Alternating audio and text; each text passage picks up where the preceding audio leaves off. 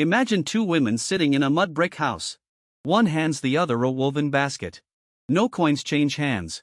No price is mentioned. Just a gesture between two people. In the last episode, we dismantled a myth. The textbook story says barter came first and then money replaced it. But anthropologists have never found a society that actually ran on barter. So if people were not bartering, what were they doing? The answer is stranger than you might expect. And far more sophisticated. For thousands of years, human societies ran on gifts, obligations, and debts. An invisible web of who owes what to whom. No coins needed. And when they needed to keep track of it all, they invented something revolutionary. Not money. Something even more fundamental. They invented writing. I know. Writing. We will get to that. This is episode 3. In the first, we saw how specialization creates the need to exchange. Imagine you are the chief of a Polynesian village. A neighboring chief arrives by canoe. He presents you with an elaborately carved necklace. Everyone is watching. Can you say no thank you? Absolutely not. Refusing that gift would not just be rude. In some societies, it could be an act of war. In 1925, the French sociologist Marcel Mauss published an essay that changed everything. It was simply titled The Gift. He studied societies in Polynesia, the Pacific Northwest, and other regions. And he discovered something that sounds like a paradox. The gift was never free. Every gift, Mauss argued, carries 3 obligations. First, the obligation to give. A chief who refused to give was seen as weak or hostile. Second, the obligation to receive. Rejecting a gift was an insult. Accepting it bound you to the giver. Third, the obligation to reciprocate. Not immediately. Not in equal measure. But at some point, the gift created a bond. A debt. A relationship that extended through time. Now you might be thinking, that sounds like trade with extra steps. But notice this. Think about the Kula ring. In the Trobriand Islands, east of Papua New Guinea, the anthropologist Bronislaw Malinowski documented something extraordinary in 1922. Red shell necklaces circulated clockwise through dozens of islands. White shell armbands circulated counterclockwise. Every exchange was wrapped in ritual, politics, and prestige. Nobody owned these objects permanently. They simply passed through your hands. The Kula ring was not commerce. It was a system of relationships that, incidentally, moved objects. Mauss called it a total social fact. An exchange that is simultaneously economic, legal, moral, and religious. In these societies, the economy was not separate from social life. It was social life. All right, gift economies create obligations. But how do you know who owes what? And how much? The anthropologist Marshall Solons worked this out in 1972. His answer was elegant. Reciprocity is not a single thing.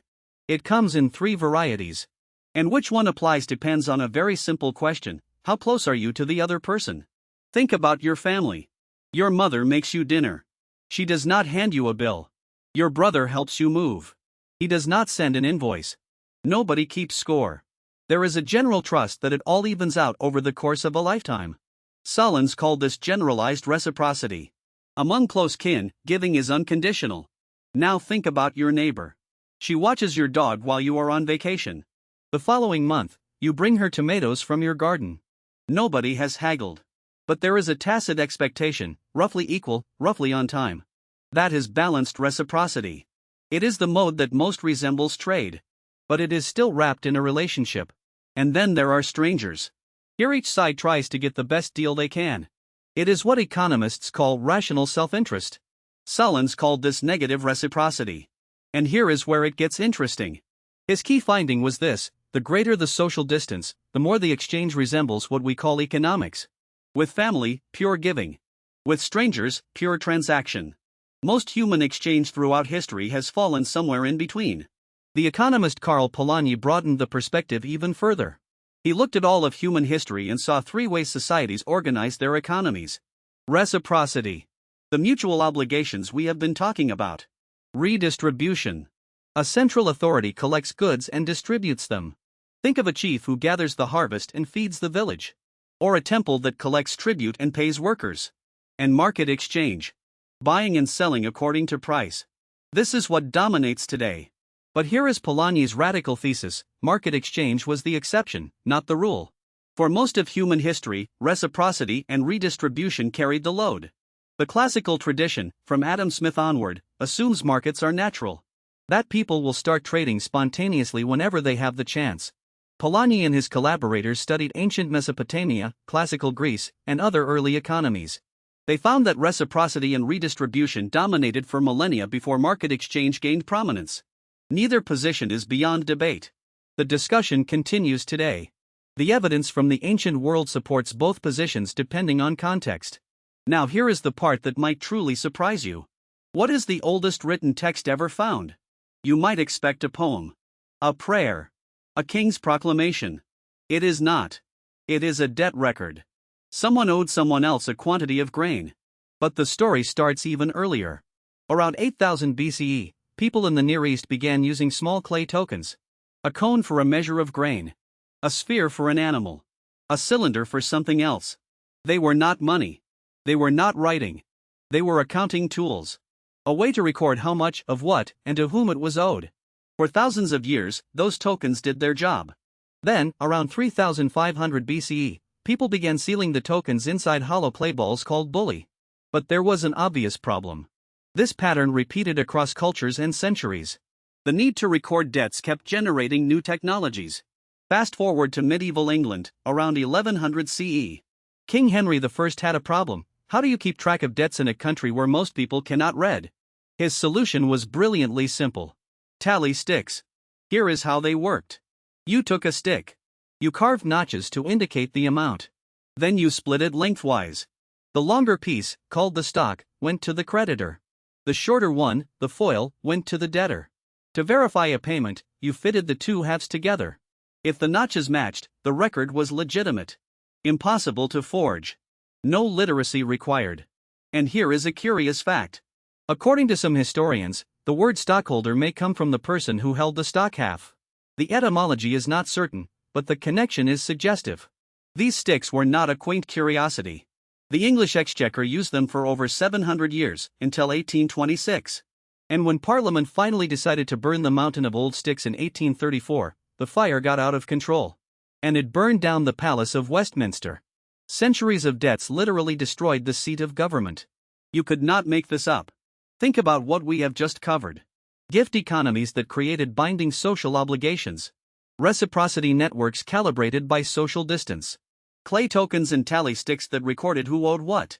None of this is money. But all of it solves the same problem that money would eventually solve. How do you coordinate exchange across time? When you swipe your credit card, you are doing exactly what a Sumerian farmer did 5,000 years ago. You are saying, I will pay later. When your neighbor gives you fish today and you give her pottery next month, that is a credit system. When a Sumerian temple records that a farmer owes 30 bushels of barley after the harvest, that is a debt contract. David Graeber argued that credit and debt came before money, not after. The standard textbook says, barter, then money, then credit. Graeber's evidence suggests the opposite. Credit and debt first. Then money is a way to standardize those debts. Whether or not you are fully convinced by Graeber's argument, the archaeology is clear on one point: human beings were recording debts thousands of years before the first coin was minted. And there is another lesson in those tablets. The Sumerian kings already knew that unchecked debt destroys communities. That is why they periodically declared their clean slates, canceling debts and freeing servants. The idea that debt forgiveness is necessary for social stability is not modern. It is at least 5,000 years old. 1. Gift economies bind societies through obligation, Moss, 2. Reciprocity varies by social distance, Solons, 3. Debt records are thousands of years older than money. 4. Writing itself may have been invented for accounting, for ideas to take away. 1. Gift economies are not charity. They are systems of binding obligation. Give, receive, reciprocate. They held communities together for millennia. 2. Reciprocity works on a spectrum. Generosity with family. Fair exchange with neighbors. Hard bargaining with strangers. Social distance sets the rules. 3. Debt is older than money. Clay tokens from 8000 BCE and cuneiform tablets from 3500 BCE are debt records. The oldest written texts ever found. 4. Technologies we take for granted, writing, record-keeping, accounting, may not have been invented for literature or religion. They may have been invented to record debts. Gifts, reciprocity, and debt records work beautifully in small communities. Everyone knows everyone. Reputations last. Trust is personal. But what happens when your world grows larger? When you need to trade with a stranger from a distant village? Someone who does not know your name, your family, or your reputation. You need something both of you value. Something you can hold in your hand. Something that does not require knowing the other person's story. That is next time.